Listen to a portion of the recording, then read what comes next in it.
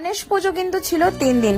তা সত্ত্বেও আমি কিন্তু শেষের দিন বার হয়েছিলাম একটু পুজো দেখার উদ্দেশ্যে। কারণটা এটাই ছিল, আমার বরের ছুটি ছিল না, তার জন্য আমি বেরিয়ে গিয়েছিলাম। একদিন ছিল শনিবার, তো শনিবার আমার বর তাড়াতাড়ি চলে আসে। এ দেখো কত সুন্দর করে প্যান্ডেল সাজিয়েছে, গণেশ ঠাকুরকে বসিয়েছে, অনেক অনেক সুন্দর সুন্দর প্যান্ডেল দেখতে চলে গিয়েছিলাম। আর আমি টোটাল 3টি মূর্তি দেখেছিলাম, যা ছিল অসাধারণ।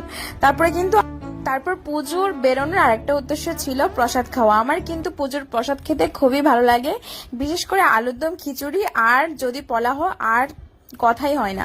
এই দেখো আমি কিন্তু চলে গিয়েছিলাম প্রসাদ খাওয়ার উদ্দেশ্যে, কিন্তু আমার কপালটা খুবই খারাপ ছিল, গিয়ে দেখলাম পুরোটাই খালি হয়ে গেছে। সবার হাতে একটু একটু প্রসাদ ছিল, আমার ভাগ্যে আর জুটলো না।